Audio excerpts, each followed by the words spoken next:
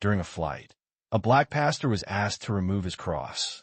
Rather than reacting with anger, he rose and shared a message that captivated everyone. It was a pleasant Friday morning in late April when Pastor Elijah Rowe entered Raleigh-Durham International Airport through the sliding glass doors, pulling a small black carry-on behind him. He wasn't hurried, never was. At 58 years old, Elijah possessed the composed demeanor of someone who understood that serenity wasn't achieved through haste. His flight to Albuquerque was planned with a connection in Kansas City, and Flight 287 would transport him through the initial segment. He was wearing a light cream linen shirt, dark slacks, and worn brown shoes that had been present at numerous potluck dinners and hospital rooms beyond measure. However, what distinguished him wasn't his attire. It was the small wooden cross resting softly against his chest. It wasn't ostentatious or large. No gold, no diamonds, simply a piece of carved wood. The edges softened by years of use. His grandmother had given it to him when he was 18, shortly before her passing. "Wear it when the world forgets who you are," she told him. He hadn't taken off since. At gate C-21, Elijah located a quiet corner seat and retrieved a notepad. He didn't prepare his sermons on a laptop. He favored paper, appreciating the sound of pen against page. This week's message concerned forgiveness, once more. He quietly chuckled to himself. "It feels as though I'm meant to continue sharing what I'm still discovering," he murmured, taking a sip of lukewarm coffee from a paper cup. The boarding call came promptly. He rose, offered a pleasant good morning to the gate agent, and proceeded down the jet bridge. He gave a brief acknowledgement to the flight attendant stationed by the door. A tall woman with a formal demeanor and a precise tone. "Seat 22, Elijah spoke quietly to himself as he walked down the aisle. A young man was already settled into 22B, wearing headphones and a hoodie. Elijah offered a polite smile and took a seat by the window. The boy didn't acknowledge him. That was acceptable. Elijah didn't require conversation to feel at ease. He positioned the cross against his shirt and continued writing in his notebook. After 15 minutes, the cabin door closed. The aircraft began to pull away from the gate. The standard announcements were made, followed by the familiar, somewhat jarring sound as the plane accelerated down the runway. Elijah murmured a brief prayer as the plane ascended into the sky. He was halfway through his outline on Luke 6 when a voice broke his concentration. "Sir," a woman's voice said from the aisle. "Sir, excuse me." Elijah looked up to see the same tall flight attendant from earlier, standing beside him. "Yes, ma'am?" he asked, his eyes gentle. She did not smile. "Could you please tuck your necklace into your shirt?" Elijah blinked. "My cross." She nodded. "We've received some complaints." He looked around, surprised. "From whom?" She replied quickly, "I can't disclose that. We simply request that passengers be considerate of items that may cause discomfort to others." He studied her face for a moment. There was no warmth in it, no opportunity for discussion. "I'm sorry," Elijah said slowly, "but this necklace isn't a display. It's my faith. It was my grandmother's." "Sir, I'm not attempting to argue with you," she said, her voice tightening. "I'm requesting that you please comply with a straightforward request so we can avoid any additional issues." "Is this an airline policy?" Her lips formed a thin line. "I need your cooperation," she stated. The young man in 22B adjusted his hoodie and looked at Elijah, then averted his gaze. Elijah kept his hands still on his notebook. He hadn't raised his voice, hadn't moved. "I'm sorry," he repeated, his tone even quieter this time. "But I won't be hiding it." The flight attendant released a breath through her nose, appearing visibly annoyed. "I'll be back," she said, and then turned and left. Elijah leaned back in his seat and looked out the window. Below them, the clouds spread out, a vast expanse of brilliant white. He touched the cross carefully, his thumb tracing the worn rim. This feeling wasn't unfamiliar, not precisely.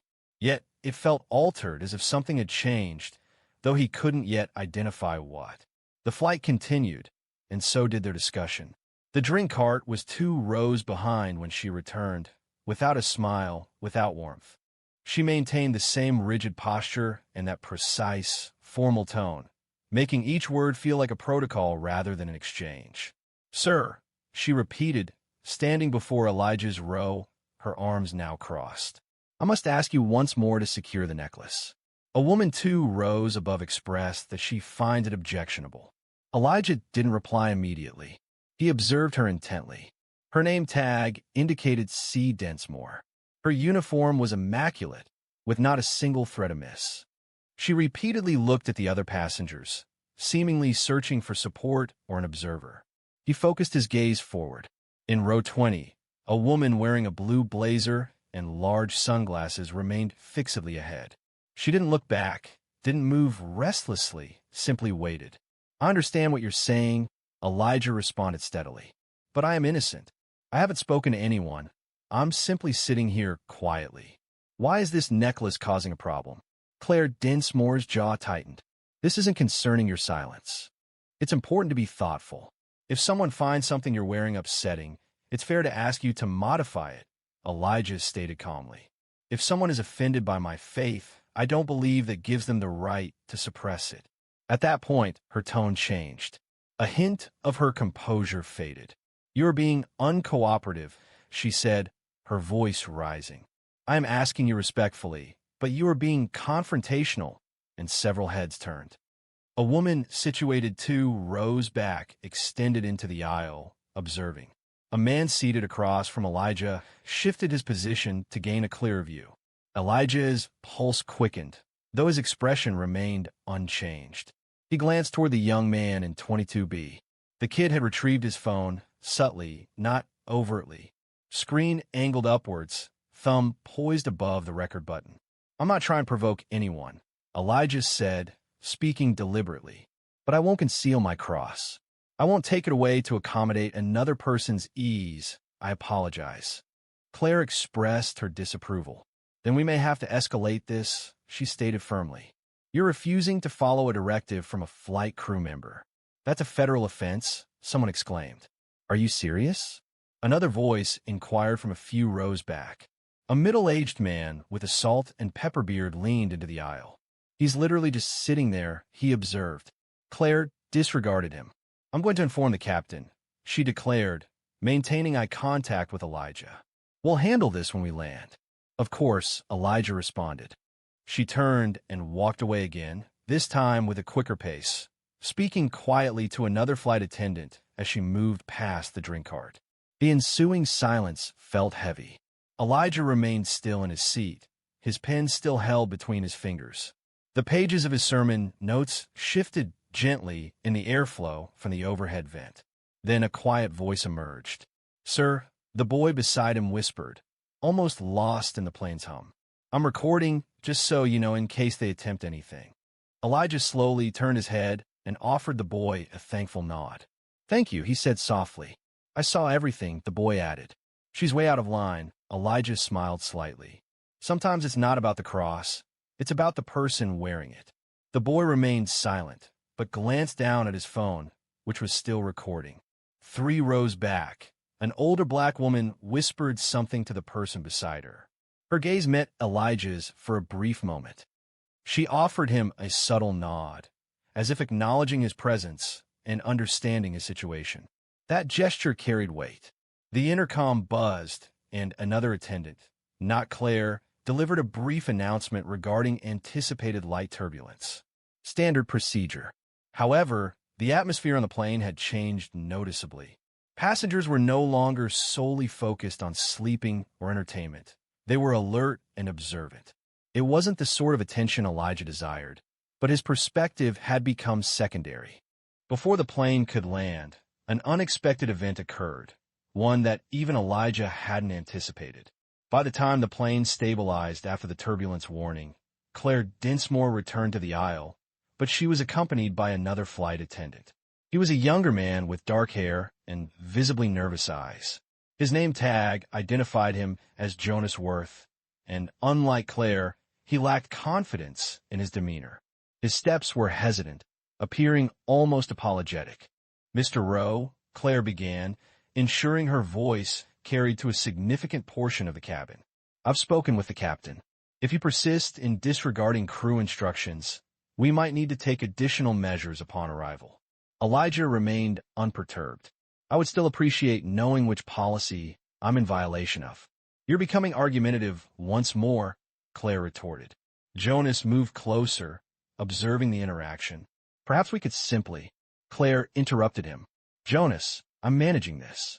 And then it reappeared, that palpable tension, that familiar tone.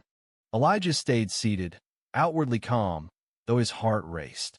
Behind them, row 19 began to move. I don't see why he should be made to conceal his cross, a woman with curly red hair and a noticeable Wisconsin accent stated. I wear a Star of David necklace on every flight. I've never been addressed about it. Claire turned quickly. Ma'am, I am requesting you refrain from intervening. The woman responded, I'm not interfering. I'm simply observing that this feels like he's being unfairly targeted. At that moment, something changed noticeably. The atmosphere shifted. Passengers were no longer simply observing, but responding. A gentleman in seat 18D craned his neck. Is this truly how this airline handles situations? He inquired. I'm recording as well, and I understand how swiftly videos spread online. Claire appeared taken aback. She started to speak, then hesitated and closed her mouth.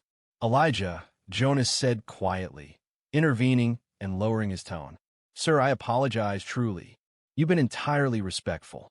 I believe we should reduce the tension. Let's allow this to pass. Claire's cheeks reddened.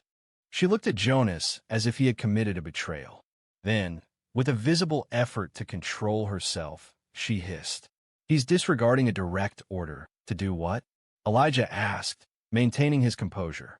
To conceal a portion of myself that I've carried for 40 years? That doesn't seem correct to me, ma'am. Claire's jaw tightened again. I am finished. She turned and walked forcefully toward the front of the plane, her shoulders stiff with anger. Jonas remained behind, feeling unsure. I apologize for all of this, he said softly to Elijah. I believe she misinterpreted the circumstances, she responded. I think she understood perfectly, Elijah said calmly. She simply didn't approve of what she observed. Jonas lowered his gaze, then looked away. The cabin stabilized, but a feeling of unease lingered. Passengers murmured along the aisle, with some visibly shaking their heads. A cough broke the silence. The boy in 22B continued filming. Then Elijah took an unexpected action. He rose to his feet. Without raising his voice or gesturing, he stood in the confined area near his seat and angled himself so those in the surrounding rows could hear.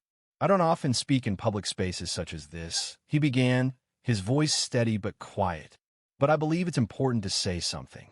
One by one, people turned to look at him. I'm a pastor, he continued. I serve a small church in Durham. This cross, he raised it carefully between his fingers, was a gift from my grandmother. She experienced events that many of us only read about. She advised me to wear this when the world attempted to define me.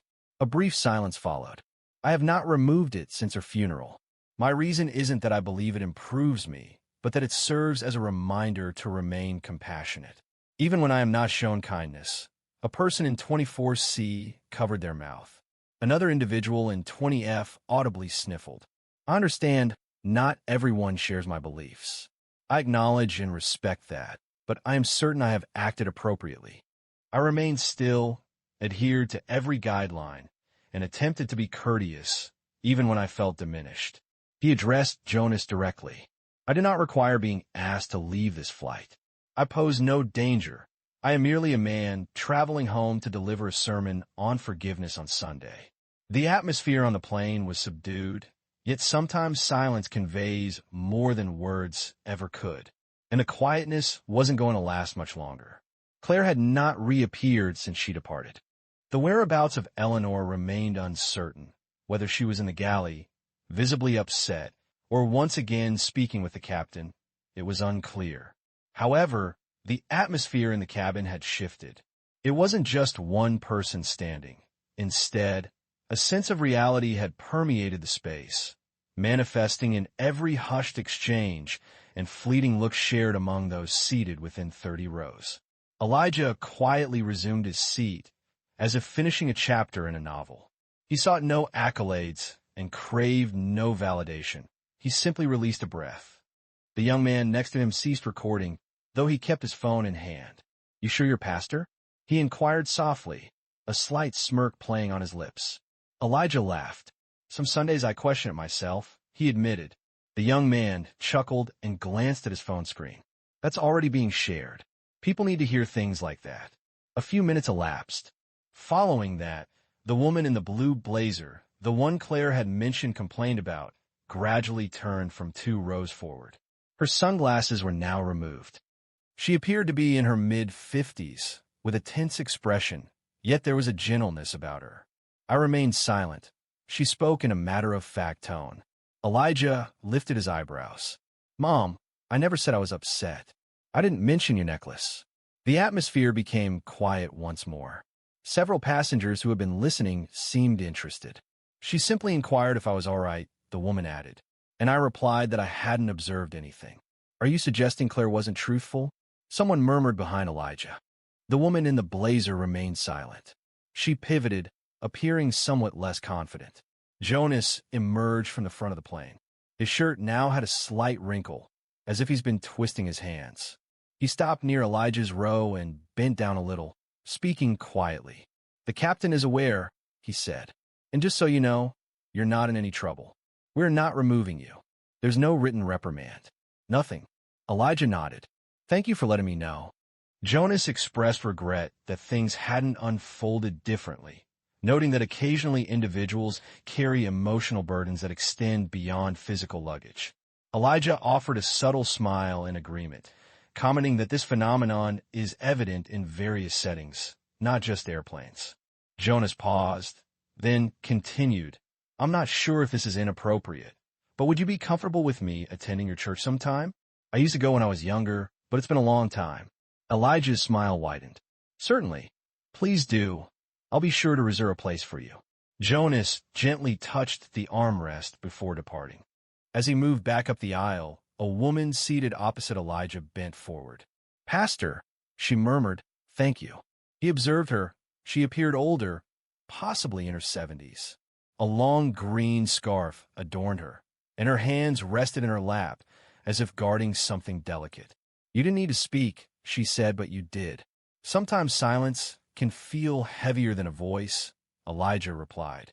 She smiled, her eyes glistening. "That is precisely it." The boy beside Elijah nudged him gently. Elijah gazed out the window. "Let's just hope I'm preaching the same on Sunday as I'm living right now," he thought. A woman with curly hair, whom he's seen before, spoke from behind. "I think the Lord already gave you your sermon, Pastor," she said. "You just preached it at 35,000 feet. Laughter rippled through the cabin, soft, sincere, and welcome. Conversations started again, moving beyond quiet murmurs. A sense of energy and relief filled the cabin, as if it had expelled something it had been containing. However, Claire was still missing.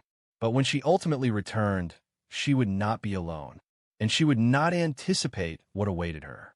Approximately 40 minutes had passed since Claire's disappearance. It was believed she would remain missing until the landing. Yet, just as the seatbelt sign illuminated once more, she reappeared, accompanied by the captain himself. Captain Raymond Stills was in his mid-40s, gray hair buzzed close, weathered skin from years in cockpits. He didn't appear angry. He didn't appear rushed. But there was something in his face, an alert stillness, like someone who had seen far worse and didn't want to make a situation worse than it already was. He stopped beside Elijah's row and crouched slightly, just as Jonas had. "Sir," he said in a low, calm voice, "my name's Ray. I understand there's been some tension on board." Elijah met his gaze directly. "Captain," I remained silent. "This cross I'm wearing appeared to cause concern for a flight attendant. She requested that I conceal it. I declined." Ray observed the necklace, then noted Elijah's composed demeanor. "I appreciate your manner," the captain said. "It's more significant than you realize these days." Claire stood rigidly behind him, her arms crossed. Those seated around appeared to be ignoring the situation, yet no one was wearing headphones. All were attentively listening. "I've spoken with my crew," Ray said, "and I've reviewed the footage. Several passengers had documented portions of the interaction, including the young man seated nearby. Elijah briefly looked at the teenager, who offered a subtle nod, still clutching his phone as if it were a barrier. Ray rose and surveyed the adjacent rows. "I want to be clear," he stated, his voice now more pronounced. "This airline has no rule against religious symbols, be it a cross, a hijab, a yarmulke, or another item. Passengers may express their beliefs provided they do so respectfully. Based on observations, Pastor Rowe has been acting in that manner, prompting nods and applause from several people." Quiet, polite, and without drama, Ray addressed Claire. "We're going to have a more in-depth conversation after we land." Claire offered no reply. Her expression remained unreadable, but her jaw was tense. She turned and walked back toward the galley without another word. Ray leaned toward Elijah. "You're not in trouble. You never were. I apologize on behalf of the crew." "You don't have to," Elijah replied, "but I appreciate it." Ray offered a small smile. "Well, some things are still worth saying." And with that, he returned to the cockpit. Jonas reappeared moments later and quietly offered Elijah a free drink and snack box. "Captain's orders," he said sheepishly. "You deserve at least that," Elijah chuckled. "I'll take the almonds." As the plane began its descent into Kansas City, a different feeling settled over the cabin. People were chatting again, not nervously but openly. Two men who hadn't spoken the whole flight were now exchanging church stories. A young woman pulled out her Bible and started highlighting verses. A toddler across the aisle waved at Elijah, and his mother mouthed, "Thank you." Elijah simply sat back and completed his sermon notes. He wrote, "Forgiveness, but not silence." The older woman in green across the aisle retrieved a pen and wrote something on a napkin, then passed it to Elijah. He unfolded it and read, "You reminded us how to carry grace." "Thank you." He folded the napkin and placed it into his notebook. The plane began its final descent, but there was a quiet sense of closure. It felt as though something had broken and then repaired itself, if only a little. Unbeknownst to Elijah, the event wasn't concluded. The world beyond that plane had already taken notice. Flight 287 landed in Kansas City just after 4:20 p.m. The tires made a soft thumping sound as they touched the runway. The standard chime occurred. Passengers unfastened their seatbelts. The overhead compartments released with a click. Yet, a peculiar stillness permeated the movement, as if no one wished to be the first to disrupt the significance of what had transpired in the air. As the plane taxied toward the gate, a flight attendant, someone other than Claire, announced over the intercom. Her voice sounded nervous, almost shaky. She expressed gratitude for everyone flying with them that day. For those continuing their journey to Albuquerque, boarding would resume shortly after a brief pause. Elijah waited patiently. He consistently prioritized allowing others to disembark first. He remained seated with his hands resting on his notebook, his cross still noticeable as the aisle emptied. When he eventually stood to collect his bag, Jonas greeted him at the plane's front. "Sir," he stated, "there are 2 airport officers just outside the jet bridge. They're not here for you. They simply want to speak briefly with the crew and take a statement." Elijah raised an eyebrow. Was someone pressing charges? "No," they replied, but once the footage started spreading, someone tagged airport security, then a few others.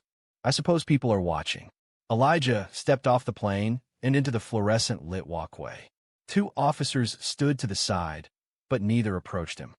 They spoke softly with a woman holding a clipboard, presumably a gate supervisor. Jonas acknowledged him with a nod and returned to the aircraft. Inside the terminal, Elijah located a quiet seat near the window. He retrieved his phone for the first time in hours, revealing 30 new messages, missed calls, and a voicemail from his assistant at the church. However, a notification at the top of the screen caught his attention. A video had gone viral. It was the recording from the teen in seat 22B, now shared on TikTok, Twitter, and YouTube. The caption stated, "Flight attendant attempts to embarrass pastor for wearing a cross." See his response. It had over 800,000 views and was increasing. Elijah watched only a few seconds. The video showed him seated calmly, Claire standing over him. Her voice was sharp, his reply quiet and steady. Then it shifted to his impromptu speech, the cross visible between his fingers. He turned the phone face down. He disliked attention, always had. He wasn't a person seeking headlines or clicks. A deeper feeling resonated within him. It wasn't pride, nor was it fear. It was the weight of being observed. A few minutes passed, and the teenager from 22B approached him. "Hey," the boy said, slightly winded. "I'm getting off here. My layover is in KC. I just wanted to say thanks again for not reacting negatively." Elijah smiled. "You accomplished more than I did." "You spoke the truth," the kid laughed. "No, man, you experienced it. I simply captured it on video." He extended his hand. "I'm Tyrell, by the way." "Elijah," they responded, shaking hands. The boy departed, his phone still in his hand, now with a more upright posture. Elijah reclined and rubbed his eyes. The day's burden began to weigh heavily on him. Immediately, his phone vibrated, displaying a message from his assistant. The church board viewed the video. They requested he address the matter on Sunday. Discussions about it were widespread. He rested his head against the terminal window. Outside, a plane was ascending. The engines created a powerful roar. The sun had descended just enough to illuminate the wings in gold. This was not what he had envisioned. He had come seeking tranquility and found himself amidst turmoil. Yet, perhaps storms were not always intended to be averted. For sometimes, the most profound teachings begin well before the formal setting and resonate far beyond the conclusion of a journey. Sunday morning arrived sooner than Elijah anticipated. He stood behind the pulpit at Grace Fellowship in Durham, the same location where he'd delivered sermons almost every week for the preceding 18 years. However, this time, the atmosphere felt altered. The seating was more densely filled. Unfamiliar faces occupied the pews, some from different churches, and others seemingly from nowhere. Phones were already capturing video before he began speaking. He chose not to start with scripture this time. He advanced, set his notes to the side, and surveyed the audience. "Most of you viewed the video," he started. "Some of you shared it, while others placed calls. Some expressed anger.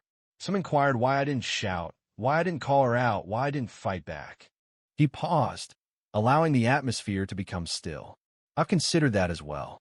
I've been reflecting on it consistently since."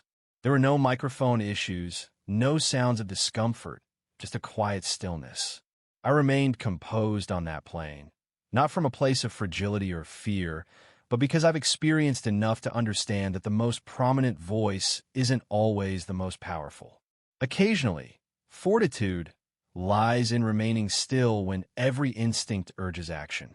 Occasionally, it's about declining with composure rather than anger, heads affirmed throughout the sanctuary. I didn't display that cross to instigate anyone. I wore it because it serves as a reminder of my identity.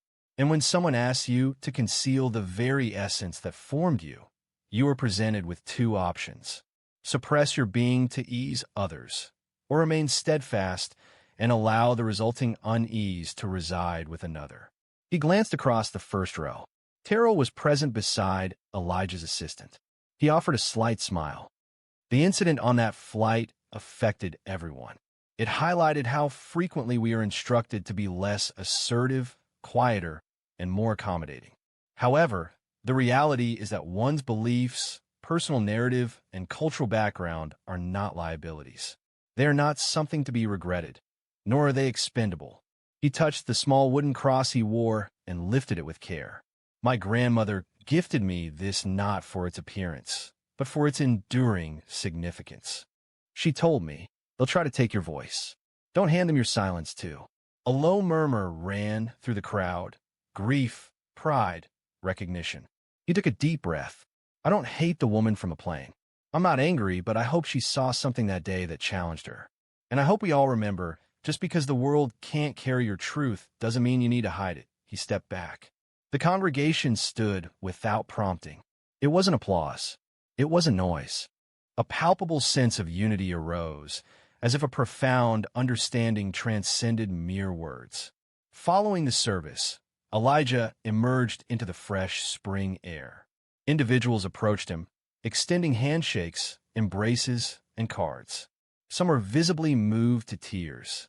One woman gently placed her hand on his shoulder and quietly said, "You gave me permission to stop hiding." By that evening, the video had garnered 3.2 million views. Media organizations began contacting him, requesting interviews and soliciting editorials. But Elijah remained focused on his local community. His inbox remained full, yet his hand continued its work, visiting a family in the hospital, organizing food for the shelter, and completing the next week's sermon.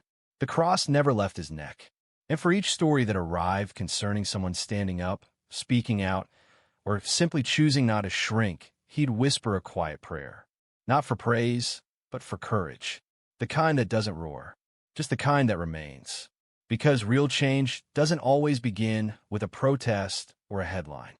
It begins with one person choosing to remain present. And if this story resonated with you, please don't simply move on, but share it, discuss it. And always remember to remain true to yourself, even when it's simpler to conform. He entered the bank, his appearance marked by a tattered coat and old shoes. People assumed he was simply another person experiencing homelessness. Then he spoke calmly, stating, "I own the land this building sits on," and presented documentation to support his claim. The door chimes sounded as it always did upon entry, yet few people acknowledged it. They barely glanced up. A few fleeting looks were all it received. One woman subtly shifted her position to observe him before returning to her computer screen.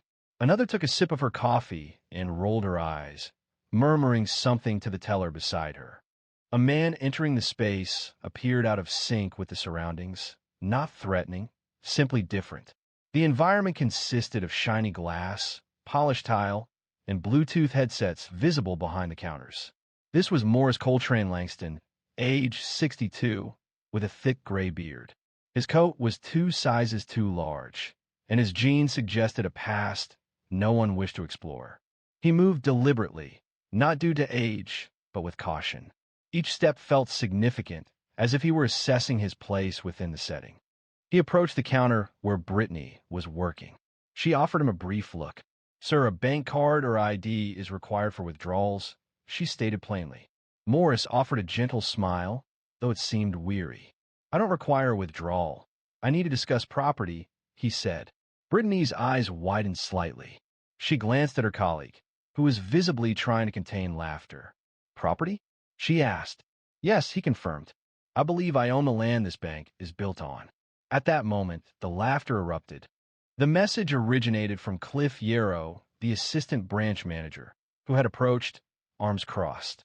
Cliff was a man who displayed his authority prominently. He made no attempt to conceal his amusement.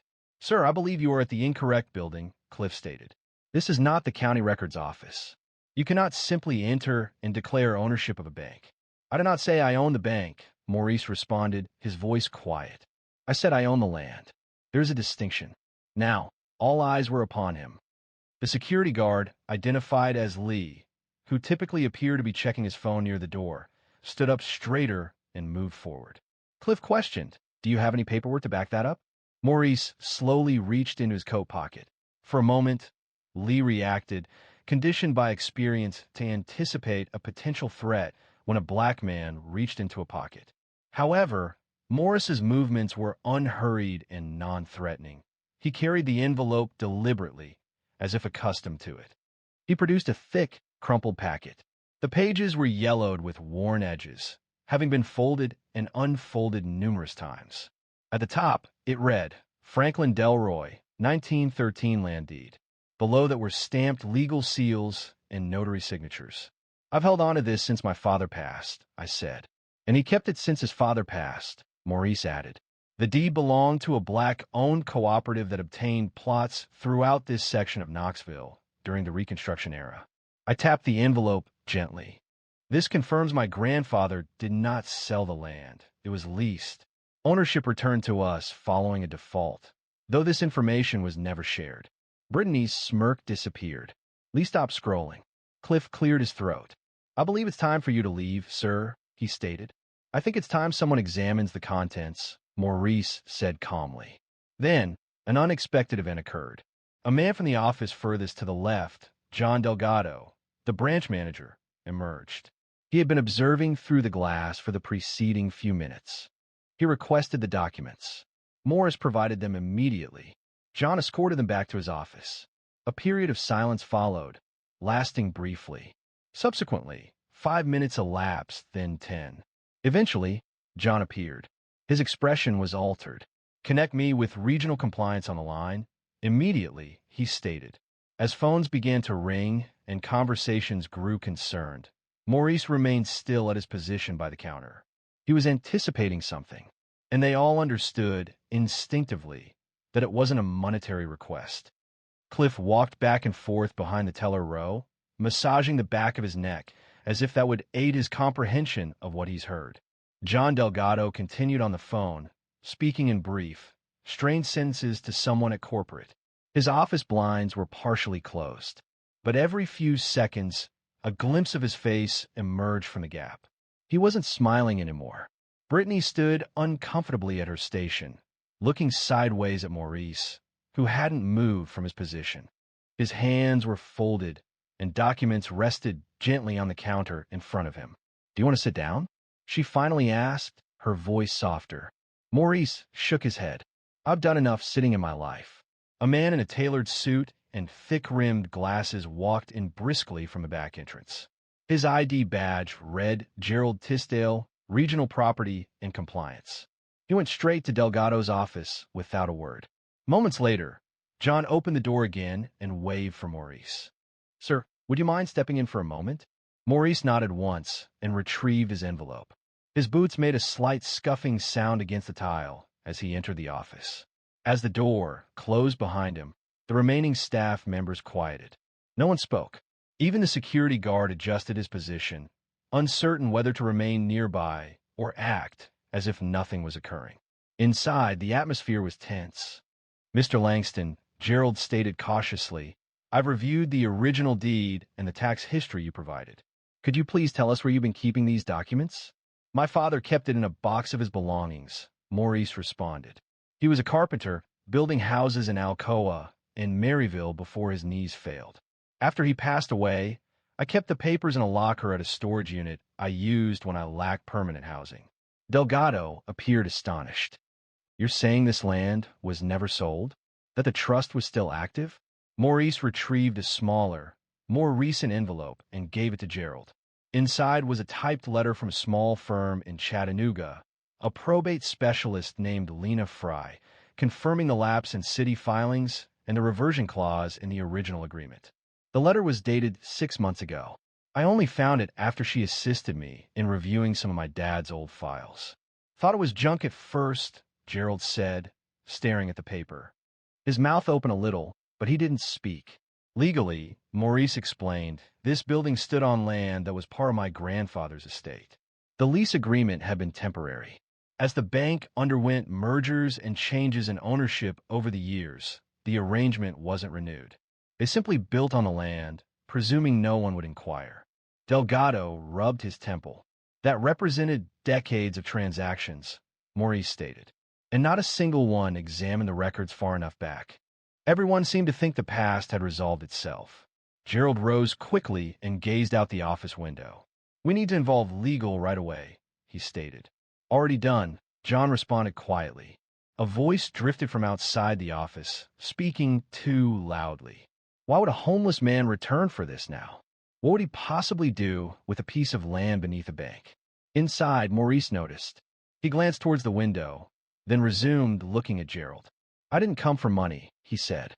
"I came seeking the truth, and perhaps a measure of respect." Gerald turned, finally meeting my eyes. There was a pause. "You are not wrong, but while discussions focused on compliance and liability, something else was unfolding in the lobby. Whispers had escalated to murmurs, and one employee was already texting someone outside the bank. The story, as it turns out, began long before Maurice ever entered that bank. Prior to the advent of smartphones, before suburban expansion consumed agricultural land, before the concept of a man like Maurice could be envisioned, standing serenely with a document, contesting the very core of a multi-million-dollar organization. In 1913, Franklin Delroy, Morris's grandfather, was 23 years old and already recognized within Blount County for his skilled workmanship. His hands constructed churches, schoolhouses, and porches that remained standing a century later. Unbeknownst to many, Franklin was also a member of a discreet, close-knit group of black tradesmen, farmers, and ministers who combined their resources to purchase land. The purpose wasn't financial gain, but a matter of dignity. They identified as the East Blount Land Cooperative, and throughout the years, they obtained small plots on the periphery of what was then essentially cow pasture. However, Franklin, ever the visionary, included a specific provision in his deed. Should the land ever undergo development, leasing, or claimed by another party without a sale, ownership would return to his descendants after a specified duration. In 1927, a lumber company made a payment to lease the land for a limited time. Subsequently, a warehouse was constructed, followed by a small credit union. By the 1970s, that credit union had transformed into a regional bank. And when it was acquired again in 2003, all of the original documents were misplaced, overlooked, or lost within the new ownership. The Delroy family was never notified. Franklin was gone by that point. Morris's father, Jasper Langston, attempted to preserve the family's history. However, circumstances grew difficult. Employment opportunities disappeared, and Jasper began drinking. The traditional stories evolved into mere bedtime stories, losing any sense of verifiable truth. Morris recalled sitting on the porch in his youth, listening to his dad describe the plot by the rail tracks that Granddaddy owned. Yet, it held little significance for him. The stories remained just that, stories, until he matured and understood how families like his were frequently excluded from their own history. In 2020, when COVID caused widespread closures and Morris was residing in a church basement in Sevierville, he finally sorted through the last of his father's possessions. Among them, he discovered the original deed carefully wrapped in wax paper, and within it, a small note written in his dad's handwriting. "If you find this, don't let him tell you we didn't leave anything behind."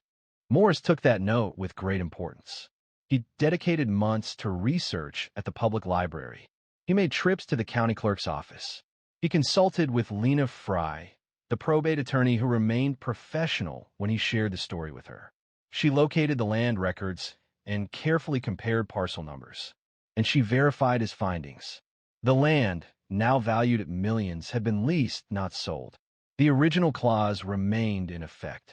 No legal purchase had ever occurred. Consequently, after years of homelessness, this situation seems quite unusual. Morris entered the building constructed upon his grandfather's land and stated something unexpected. "I believe this belongs to me." At the bank, John Delgado now had the documents spread across his desk. They contained a century's worth of signatures, carbon copies, and ink stamps from courthouses that no longer existed. Gerald, the regional compliance officer, examined one page as if it had committed a personal offense. According to this clause, he stated, "The property returns to the original family if the lease expires without renewal or sale." John confirmed this had occurred twice, and the family was not notified. "That's correct." A significant silence followed. Then Gerald quietly expressed concern, saying, "We're in trouble." Maurice remained seated opposite them, silent. He showed no sign of a smile. However, a sense of calm was evident on his face. It was as if a man had, at long last, joined together all the pieces of a puzzle and possessed the perseverance to complete it. As events aligned within that office, a woman on her lunch break began live streaming the growing disturbance outside the bank. The unfolding situation quickly transcended their internal narrative. The lobby's ambience underwent a change. Initial silent assessment evolved into quiet wonder. The atmosphere then became something different altogether, a palpable sense of nervous anticipation. A teller had moved away from her workspace and was positioned by the coffee machine, appearing to stir sugar while observing the office door as if expecting someone to enter. The security guard had repositioned himself, now standing nearer to Morris's chair, seemingly not for protection, but perhaps to observe. Beyond the glass partitions, John Delgado's office was full. Gerald Tisdale was participating in a video conference with a group of legal representatives from corporate, their faces difficult to interpret. A senior counsel, Mark Levin, repeatedly posed the same inquiry. How did this oversight occur? No one could provide a satisfactory explanation. The numerous transfers of ownership involving various parent companies and banks had obscured the documentation until Morris brought it back to their attention. There's a public title gap, Gerald stated. No signed release, no recorded sale.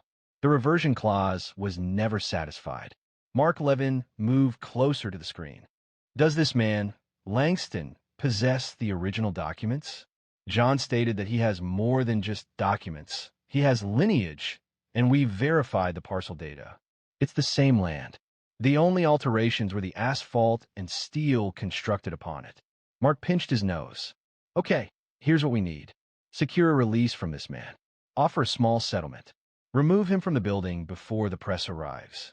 Maurice, seated quietly nearby, understood their thinking without needing to hear the discussion. He understood the atmosphere. After decades of observing how people assess your value, John ended the call and turned to him. Mr. Langston, would you be willing to settle this today?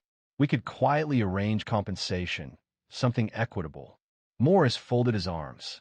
What's fair to you? John paused. That would require negotiation. But if we act quickly, we could avoid unwanted publicity. Maurice chuckled softly. Unwanted by whom? John momentarily looked surprised. A knock sounded at the glass door. A woman, identifiable by the local news logo on her lanyard, smiled and raised her phone. Hello. We've received information that someone entered with a land deed asserting ownership of the bank property. May we speak with Mr. Langston? John's face visibly drained.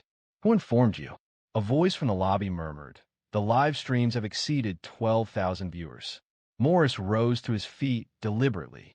There's nothing to be concerned about. I'm not intending to cause a disturbance. Gerald approached. Mr. Langston, please understand that this situation requires careful handling. It would benefit everyone involved if we could maintain discretion. I attempted a subtle approach, Maurice stated. I'm accustomed to quiet. It defined much of my existence. It yielded no progress. A pause settled over the group. Gerald seemed poised to object, but a palpable truth lingered, inescapable. Returning to the lobby, Brittany spoke softly to Maurice. The amusement had vanished from her face. Do you truly possess this? She inquired. I have always possessed it, he replied. The recollection seemed to simply vanish. She lowered her gaze, a hint of embarrassment visible. I'm sorry. Morris's expression eased a little. It's not your fault. You were instructed on how to behave when someone like me enters. The bank's doors opened once more, and 2 additional reporters entered. A man carried a boom microphone over his shoulder. Another began recording with his phone. Cliff attempted to block their entry. This is private property. A reporter responded, observing Maurice. Not for long. As inquiries began from the media, Maurice did not seek attention.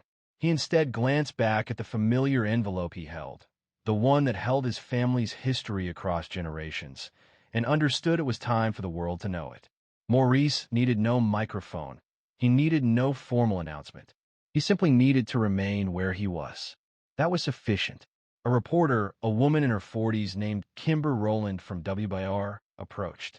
Mr. Langston, could you verify that you assert ownership of the land the bank occupies? Maurice met her gaze, unwavering. I'm not asserting anything, he stated. I'm presenting facts, and the document in my hand demonstrates what none of you ever took the time to investigate. Kimber nodded thoughtfully, recognizing the significance in his tone. What outcome are you pursuing with this? Maurice didn't respond immediately. He turned to address the increasingly large gathering. There were customers, employees, and security present, with some people watching from the sidewalk. What I'm hoping for, he said finally, is that the next time someone walks in looking like I do, maybe people won't react with amusement first. The silence that followed was palpable. The young man who had been laughing earlier near the coffee machine suddenly looked down at his shoes. Brittany tightened her grip on her ID badge and avoided his gaze. Cliff shifted uncomfortably and cleared his throat. Look, Sir, I didn't mean any disrespect. You need to comprehend. We simply weren't prepared. There was laughter. Maurice intervened. You all responded that way. The moment I entered the room, you observed my coat, my shoes, the discoloration on my hands, and you determined I was insignificant. No one spoke. Have you ever considered how many people you're likely to dismiss each day?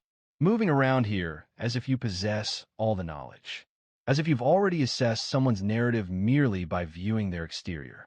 John Delgado moved ahead, attempting to redirect the situation.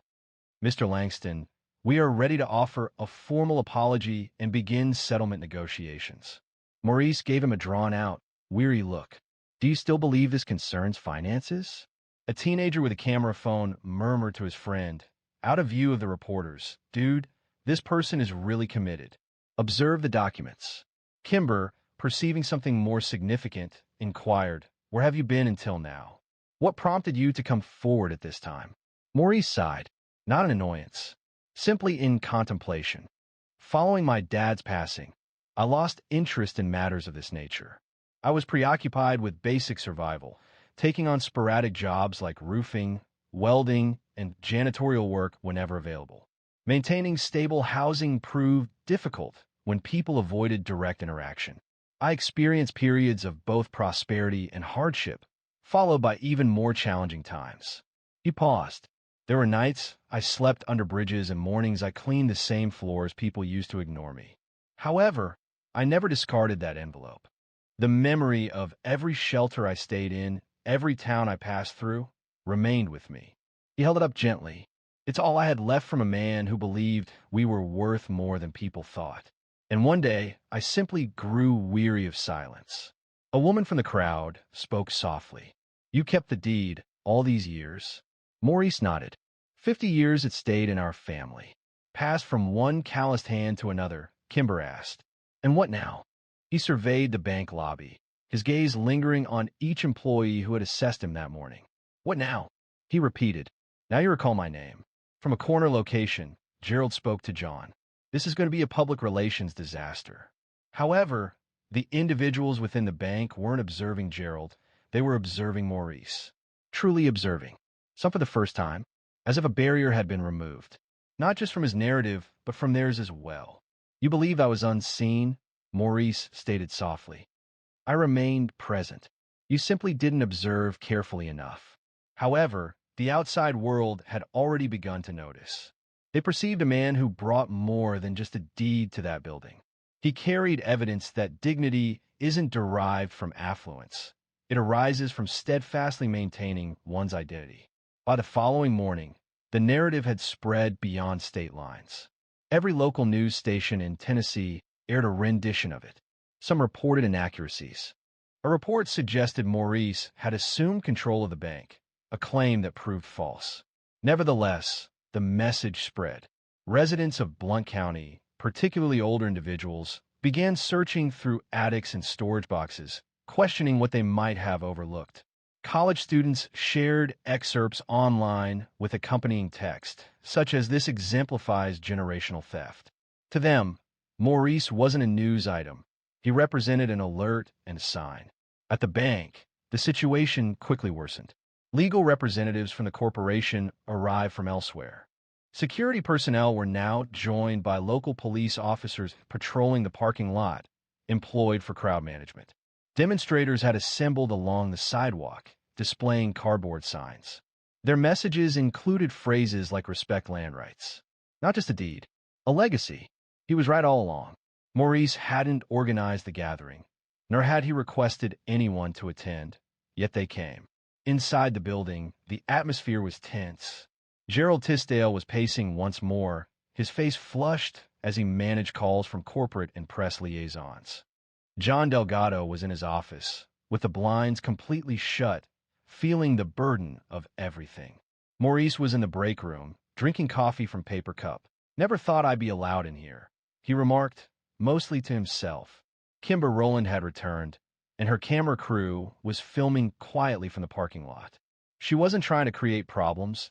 She was simply waiting for the story to unfold. That afternoon, a legal representative, Clay Addison, entered the bank. He possessed a clean-shaven appearance, a southern drawl, and wore a silk tie that appeared more valuable than Morris's entire wardrobe. He did not offer a smile. "Mr. Langston," Clay began, settling across from him, "let me start by saying our firm recognizes the validity of your documentation. We are here to discuss terms." Maurice listened intently, remaining still. "You've placed our client in a complex situation. We acknowledge the oversight and are ready to present a substantial financial offer for the permanent transfer of ownership." A paper was slid across the table by Clay. Maurice looked at it, then raised his gaze. "You believe this is the core issue?" he inquired, his voice level. "It's a considerable sum," Clay stated. "It's a price," Maurice replied, "and it doesn't come close to covering what you're attempting to resolve." Clay released a sharp breath. "What would be acceptable to you?" Maurice leaned forward, composed but resolute. "I want a plaque with my grandfather's name displayed out front. I also want the official record corrected with the city, and I want a foundation established in his name, one that provides housing for families who have experienced similar circumstances." Clay blinked. "Are you serious?" "I'm absolutely serious." There was a significant pause. Then Clay said, "I will present this to the board." "You please do that." Information about the negotiation became public the same day. And when it did, an unforeseen development occurred. People began making donations. People donated online, in person, and by check. One woman from Jackson traveled 2 hours to personally hand Maurice a $20 bill and express her gratitude for him, ensuring they weren't forgotten. The bank subsequently released a brief statement later that week, stating, "We recognize the validity of Mr. Maurice Langston's claim and are working in good faith to resolve this matter respectfully. We have deep appreciation for the legacy of Franklin Delroy and the community he helped build." While corporate and sanitized, this statement was unexpected. Regarding Maurice, there was no celebration. No press conference was held. He simply exited the bank one afternoon, carrying the same envelope he had entered with. However, this time he wasn't alone. 3 generations of Delroys stood with him in spirit, and hundreds more supported them. While legal teams assessed expenses and public relations teams prepared announcements, the most important aspect had already transpired. Someone like Maurice had finally been acknowledged, and the narrative was no longer controlled by the bank. It belonged to everyone who had ever been forgotten. The sun shone that morning. Maurice Langston stood in front of the bank again. Now, he wasn't standing on disputed land. He was standing on his grandfather's land, officially recognized by the city of Knoxville as part of the Franklin Delroy Legacy Trust. It wasn't just a name on paper anymore. A new plaque had been installed outside the bank's main entrance, embedded in a small brick pedestal near the sidewalk. Bronze letters, clear and lasting. Dedicated to Franklin Delroy, 1890 to 1954, builder, father, landowner. His legacy endures. Maurice touched it softly. The plaque felt cool beneath his fingertips. He remained silent. Words weren't necessary. A small group had assembled for the unveiling. Community leaders, students from the local university, reporters, and some of the same bank staff who previously ridiculed him were present. Brittany stood at the rear, her hands clasped, attempting to make eye contact with Maurice whenever he turned. This time he succeeded. The foundation he had proposed was already being established. A partnership with a local nonprofit was formed within weeks of the settlement. The Delroy Housing Fund would provide grants to families at risk of homelessness, particularly those who have been disadvantaged by legal complexities and overlooked actions. "I didn't desire revenge," Maurice told Kimber Rowland in his final interview. "I simply wanted the truth to endure beyond the falsehood." It had taken years to reach this point. For years, he had experienced being overlooked, marginalized, and disregarded.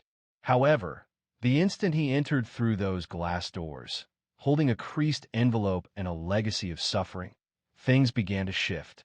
And currently, he was simply a man identified by a name. He had acquired a modest, well-kept house not distant from the outskirts of Alcoa, close to the same areas where his father had previously constructed porches and fences. It wasn't elaborate, merely a neat area, a functional sink, a bed to relax in. Occasionally, he would sit on a plastic chair outside, sipping coffee and greeting children cycling up the slope. On other occasions, he collaborated with local high schools, discussing land ownership, family histories, and the consequences of oblivion with students. Preserve your documents, he advised them. Retain your names. Ensuring no one erases your people from the narrative. People now referred to him as Mr. Langston. At times, even Sir, but the designation he valued most was the one his grandfather had attained. Builder. It wasn't about buildings, but about something larger. Legacy. He never anticipated forgiveness from the bank. However, it wasn't necessary. What he required, he received: an acknowledgement, a correction, and the opportunity for those who followed to declare, "I belong here too." The bank continued its operations, but the employees carried themselves differently. They engaged with people they had previously overlooked. They posed questions rather than making assumptions. The transformation wasn't flawless, but it represented a meaningful shift. One afternoon, several months following the resolution of events, Brittany approached him outside the community center. "Mr. Langston?" she asked, her voice betraying nervousness. "Yes," he replied. I've been taking night classes. Real estate law." He raised an eyebrow. "Is that so?" he inquired. "After everything that happened, I realized how much I didn't know. About ownership, history, how things get passed down or lost." Morris smiled, slow and genuine. "Good for you." She paused. "I'm sorry for how I treated you that first day." He nodded. An apology wasn't necessary. It was owed to the individual who would next enter. She considered this thoughtfully, responding, "Yes, I will." He retrieved a copy of the original deed, a replica, to be exact, from his coat and gave it to her. "Keep this. Use it in class. Teach someone something." She accepted it with care, as if it were fragile. As she departed, Morris looked towards the street and observed a group of teenagers assembling at the bus stop across the road. One of them gestured towards the plaque.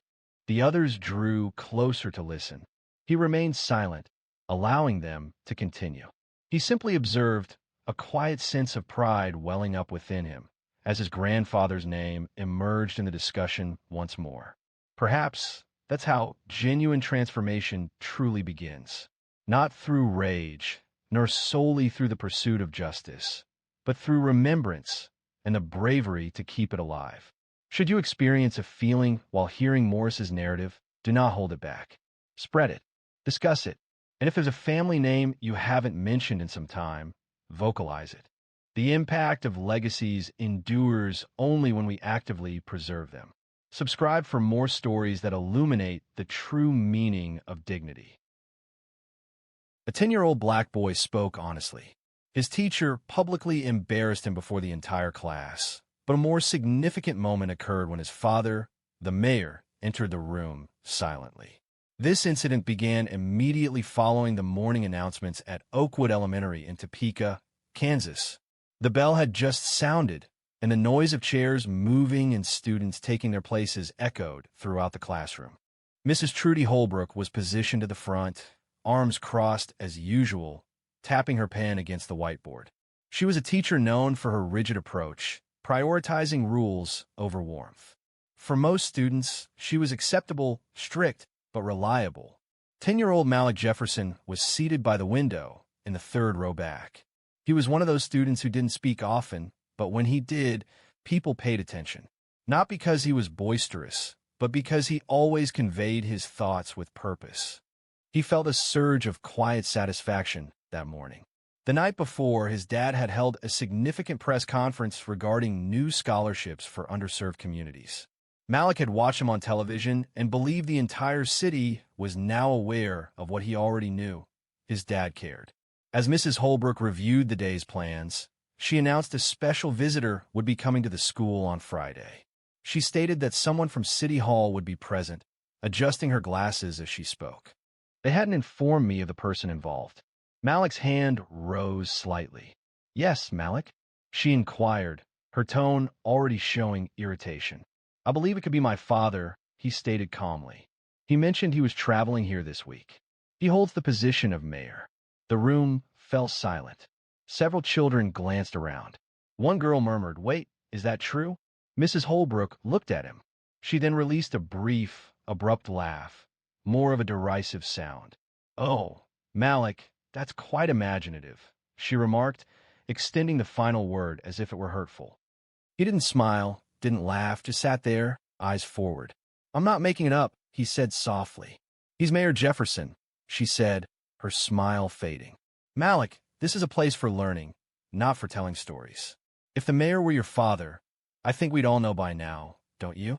The silence was thicker now. Some of the kids shifted in their chairs. A boy in the back let out a quiet laugh. Malik stared at the desk in front of him. His hands remained still in his lap. "Let's focus on the facts, not stories," she stated, and continued the lesson. However, the class was no longer engaged, still processing her previous statement and tone.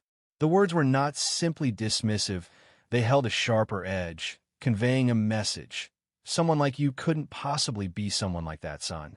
The most painful aspect wasn't the content of her words, but the swiftness with which the class embraced them. Jasmine, who typically sat with Malik at lunch, avoided looking at him for the remainder of the morning. Two boys positioned by the window murmured and chuckled each time he spoke.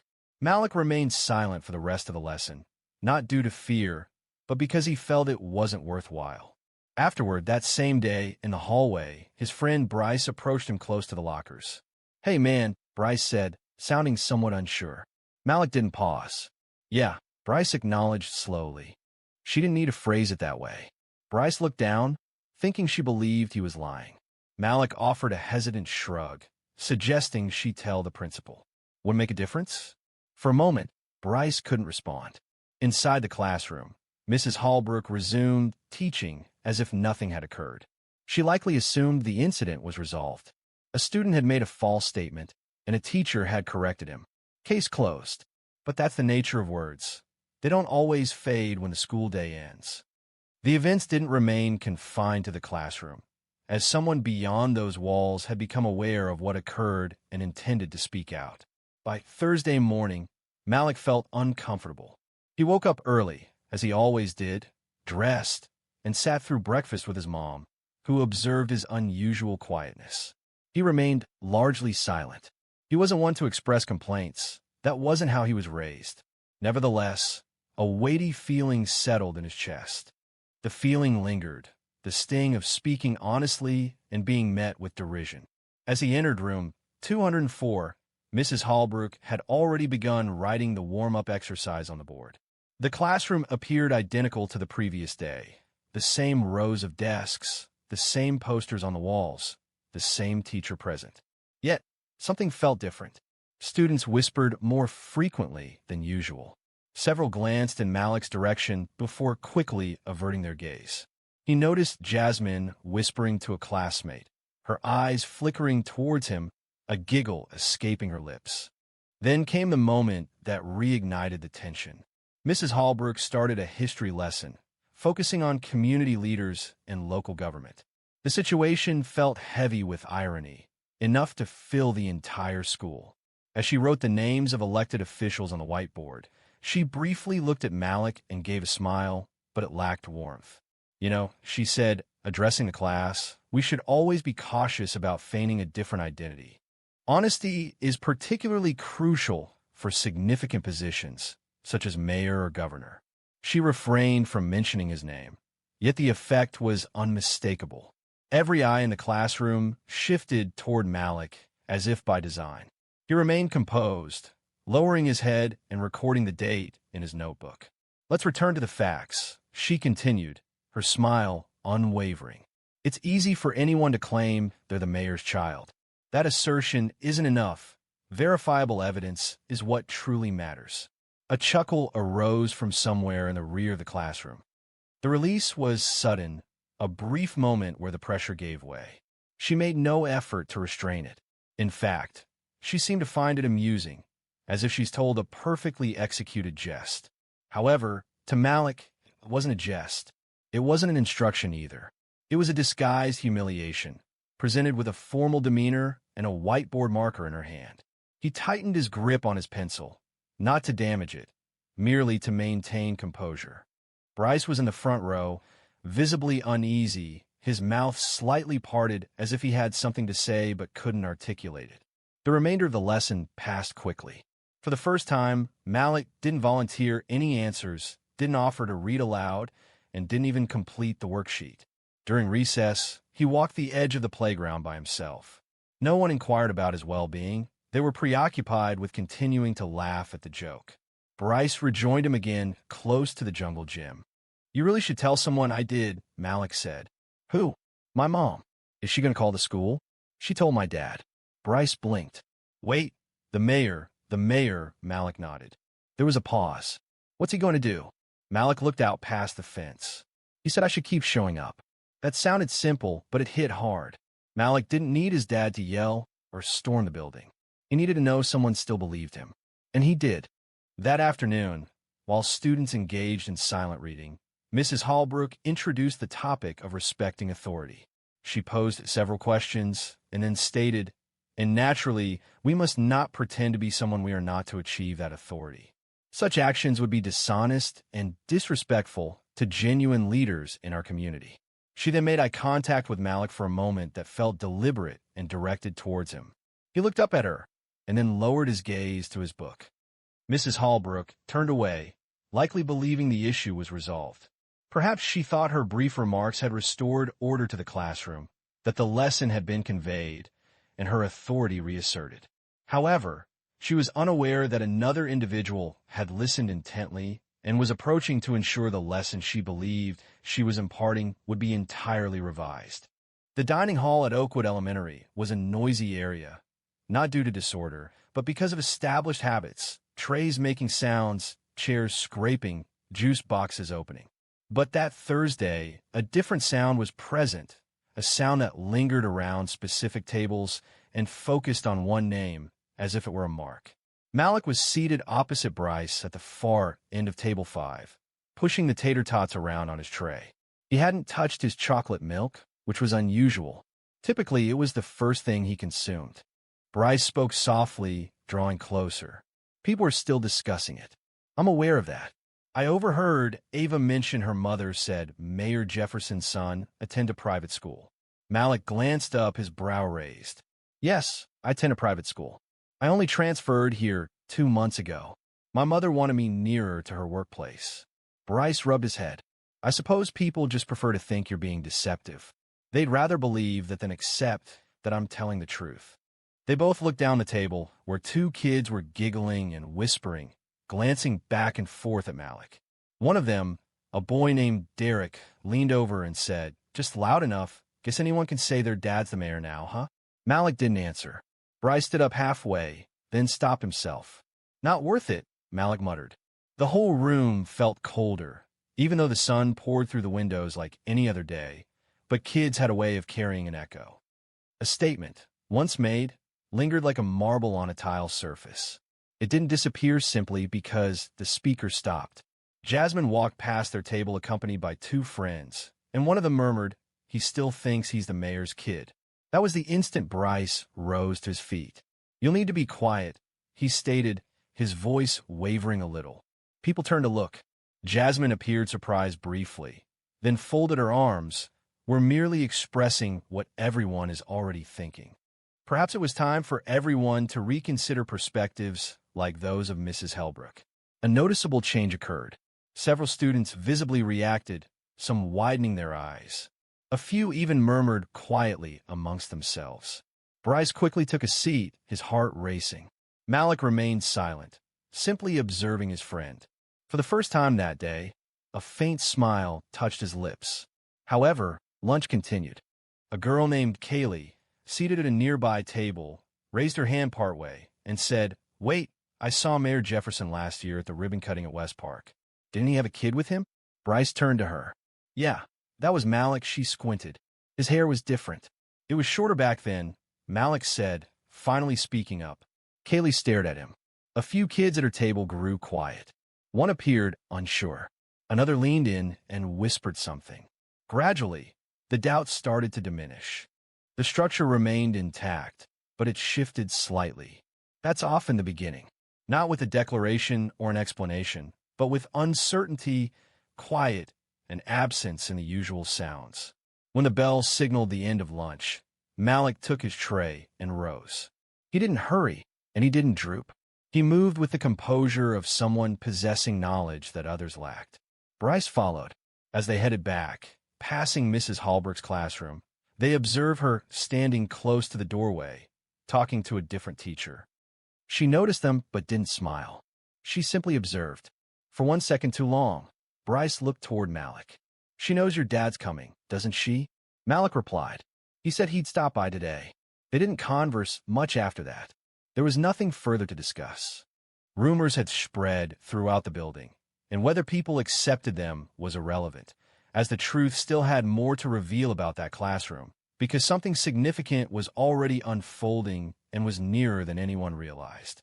By the time Anthony Jefferson entered his office at City Hall that Thursday morning, his phone had already buzzed twice. Carla, his assistant, was waiting, holding a folder and wearing the concerned expression she reserved for sensitive matters. "It's about Malik," she stated even before he had removed his blazer. Anthony paused. "What about him?" Carla quietly closed the door. "You might want to sit down." He remained standing. She opened the folder, which contained 2 printed emails. One was from another parent concerning an incident in Mrs. Hellbrook's classroom. The second message came from the school secretary, a person Anthony had known for years, informing him about a situation where his son was being questioned in front of others by his teacher concerning his family history. Anthony read both messages deliberately, with no visible emotion. He displayed neither anger nor panic. He simply sighed. Carla observed him intently. "Should I contact the school?" he asked. "No," he replied. "I will manage it myself." She nodded and departed silently. Anthony paused, his gaze fixed on the city map adorning the wall. He held a significant position. He was the first black mayor Topeka had elected. He had contested diligently for that office, not for the prestige, but driven by a belief in the power of visibility and representation, the conviction that young people like Malik should grow up feeling a sense of belonging. He settled into his chair, reached for his phone, and dialed a number from memory. "Hello." His wife answered. "Did Malik mention anything to you?" A moment of silence followed. "He recounted yesterday's events to me," she stated. However, he didn't wish to escalate the situation. "It is a significant matter," Anthony asserted. She publicly embarrassed him before everyone. His wife released a sigh. He claimed he was fine. "He isn't." Another pause followed. "So what's your plan?" "I'm going to the school. Would you like to accompany me?" "No, but I need you to collect him afterward." "Very well," she replied softly. "Make it meaningful." He ended the call, rose, retrieved his navy suit jacket from the back of the chair, and adjusted his tie in the mirror. The situation wasn't intended to be argumentative. He avoided unnecessary disagreements. However, certain teachings required direct interaction. As he exited the building, 2 aides attempted to detain him with urgent requests, but he dismissed them with a courteous yet resolute gesture. "This will be brief," he stated. The driver opened the vehicle door for him without prompting. No inquiries were made regarding his destination, yet they understood, judging by his expression, that it held significance. The journey to Oakwood Elementary proceeded in silence. As the car entered the school's visitor lot, several students were concluding recess. He observed Malik across the yard, heading toward the building with another boy. His demeanor appeared more subdued than normal. Anthony did not signal, nor did he speak. He simply watched. He waited in the front office for a brief period as the receptionist placed a call to room 204. She offered him coffee. He refused. After 10 minutes, a hallway aide directed him through the corridor.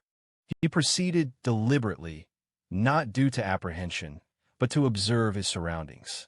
He needed time to assess the environment, the kind of world his son experienced while he attended city council meetings and addressed questions from reporters. Before entering room 204, he hesitated. He detected the sounds of a lesson taking place within. He allowed the aide to resume her duties, then carefully turned the handle and opened the door.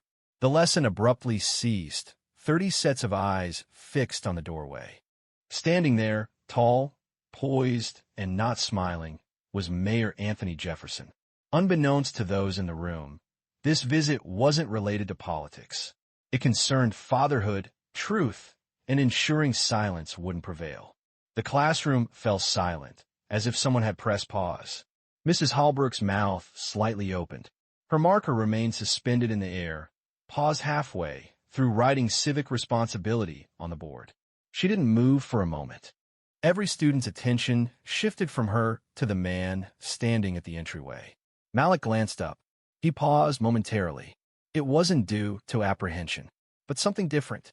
A sense of ease, familiarity. The way his father occupied his space wasn't with loudness or spectacle.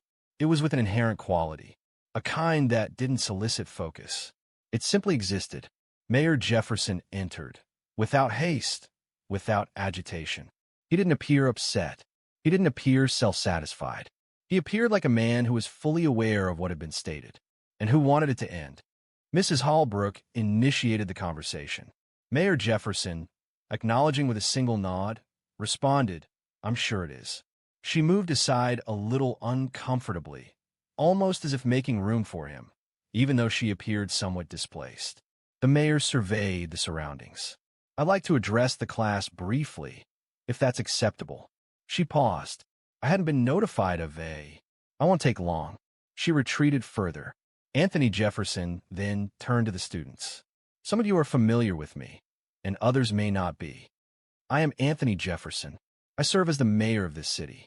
But more importantly," he paused and let his eyes land on Malik. "I'm Malik's dad." The silence deepened. Not a cough, not a whisper. Even the kids who had been giggling the day before were frozen now. He continued, his tone even. "Yesterday and today, my son was told by someone in authority that he couldn't possibly be who he said he was. That claiming me as his father was some kind of joke." He didn't look at Mrs. Holbrook. Not once. Everyone understood who he was referring to. "I'm not intending to cause anyone discomfort. I don't support that approach. However, I do value significant instances. These are times when individuals gain an understanding of what respect entails and what it doesn't." He paused and looked around the classroom. Respect involves attentive listening, even when a person's narrative differs from your preconceived notions. It requires trusting a student when they speak, particularly when they are sharing their genuine experiences. And it necessitates acknowledging that your expectations do not determine another person's lived reality. A young woman in the front row fidgeted. Malik observed silently, without blinking, carefully taking in every word. Anthony continued. "Serving as mayor involves more than just legislation or official gatherings. It's about demonstrating the right behavior. My son didn't require me to protect him. He needed me to be present. And here I am, yet still no one moved." Then, gradually, he turned to address the woman seated at the room's front. "Mrs. Holbrook," he said, his voice remaining even, "I expect this won't recur. Not to my son, and not to any student." She started to speak, but remained silent. Only a brief, hesitant nod followed. He understood and addressed the class, saying, "I'll leave you to your learning." Malik's gaze met his son's. "We'll talk later," Malik acknowledged, nodding in return. A sense of release washed over him. The first easing he's felt all day. Mayor Jefferson departed without a ceremony or applause. The silence was profound, echoing more powerfully than any possible outburst. In the hallway, Anthony hesitated. He felt no need to glance over his shoulder. Within the classroom, there was no laughter. There was no murmuring. Mrs. Holbrook remained motionless, her hands clasped firmly. The lesson had ceased, yet a different atmosphere had begun. Despite the mayor's departure from the room, the consequences lingered. They persisted significantly. Certain statements cannot be undone, and certain realities remain even after the door shuts. The remainder of the school day proceeded sluggishly, as if the power had been disconnected. The students were more subdued, demonstrating greater concentration. It wasn't fear that prompted their actions, but a heightened understanding. A tangible change had occurred. Mrs. Holbrook attempted to resume her previous approach. Her tone remained even, yet her hands trembled slightly as she handled the marker. She avoided eye contact, refrained from calling on Malik, and made no further mention of civic responsibility. Malik, meanwhile, adopted a more upright posture. He displayed no smile. He made no effort to demonstrate anything. He simply listened, recorded notes, responded to questions when prompted, as was his usual practice. This time, however, the students were attentive. When the bell signaled the end of class and backpacks were being packed, the students departed more deliberately. Several cast quick looks in Malik's direction as they passed. A few offered a quiet, "See you," or gave subtle nods of acknowledgement. Jasmine paused near the door, appearing as though she desired to speak, but ultimately left with her friends. Bryce remained near Malik's desk. "Are you all right?" Bryce asked. "I'm fine," Malik replied. Then he didn't raise his voice. Bryce affirmed. It wasn't necessary. What resonated most with people was the manner in which Mayor Jefferson entered that classroom, conveyed what was necessary, and departed without raising his voice. There was no yelling, no intimidation, no theatrical display. He simply stated the truth. And truth requires no amplification. It only needs to be spoken.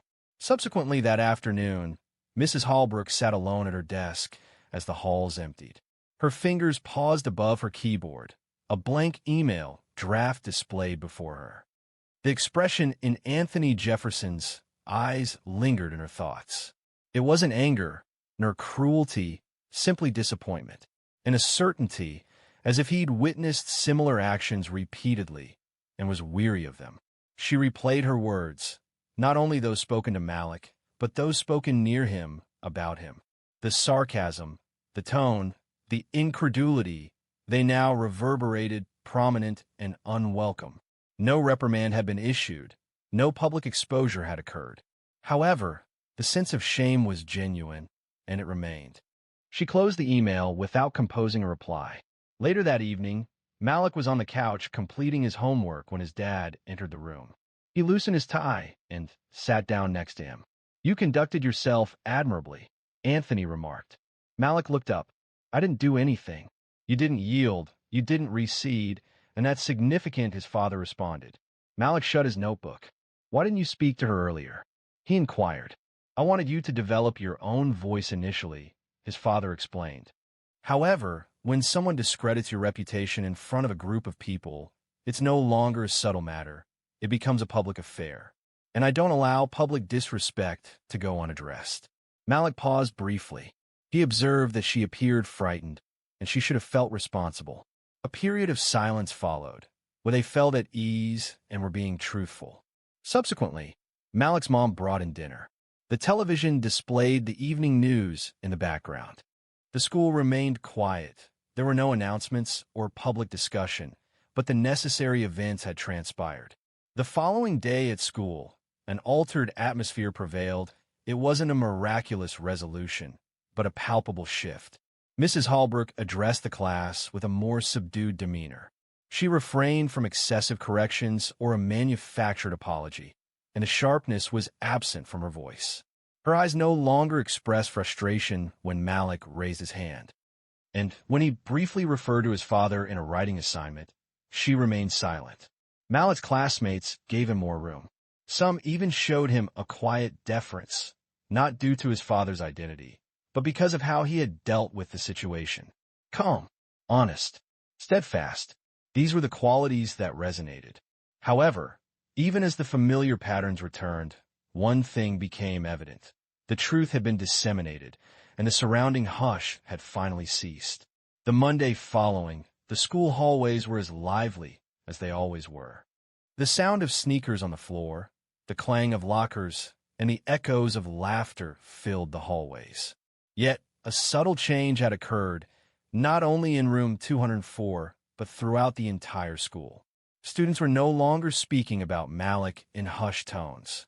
Instead, they observed him with a different kind of attention, not with the air of legend, not with the amusement of a shared joke, but with the recognition of someone who had faced a challenge head-on and remained steadfast.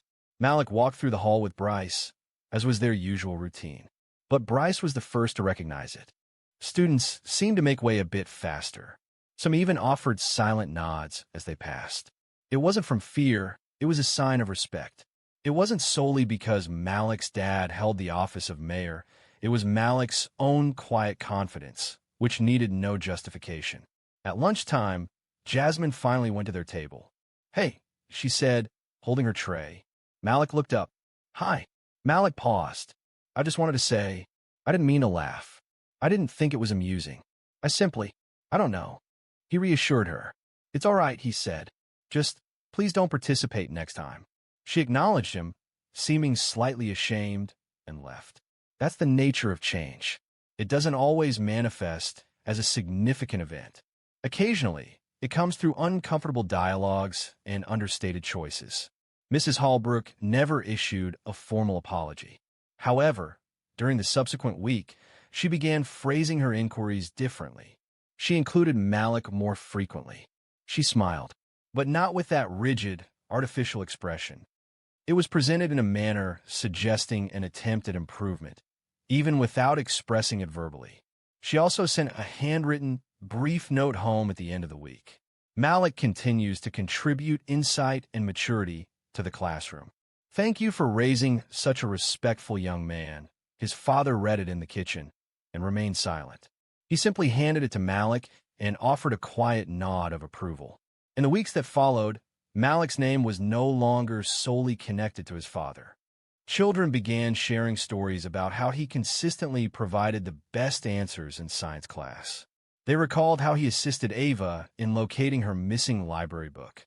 They noted how he defended a third grader who had dropped his tray in the lunchroom. The narrative concerning the mayor entering room 204 was, naturally, still recounted. However, it wasn't the humorous ending that resonated. It was the underlying message. That dignity carries more weight than loudness. That truth doesn't invariably require corroboration, but warrants acknowledgement. It's important that even a classroom, particularly a classroom, should not be a place where someone is told what they cannot be. Malik did not revisit the matter. He didn't need to. He demonstrated what needed demonstrating. His father had expressed what needed expressing, and the silence that previously attempted to overwhelm him had been broken. Several weeks later, during an assembly concerning leadership, the principal highlighted the significance of presence. She refrained from naming anyone, yet all those seated in the folding chairs understood the subject of her remarks. Prior to their departure that afternoon, Bryce turned to Malik and quietly said, "You know she was referencing you, correct?" Malik offered a slight shrug. "Perhaps." Bryce smiled. "The next occasion someone accuses you of dishonesty, I'm merely gesturing towards the door and anticipating your dad's arrival." Malik chuckled. "No way. Next time, I'll address it personally." And he was sincere. While his dad had walked in that day to say what needed to be said, Malik had done something even harder. He stayed. He sat through the laughter, the whispers, the weight of being doubted. And he never faltered. And that kind of strength doesn't come from titles or headlines. It comes from knowing who you are, even when someone else tries to rewrite your story. Some bruises fade, but lessons, the ones worth remembering, they last a lifetime. If this story resonated with you, please subscribe and share it with someone who would benefit from hearing it. Stories like this are important, as respect, identity, and truth should never be compromised.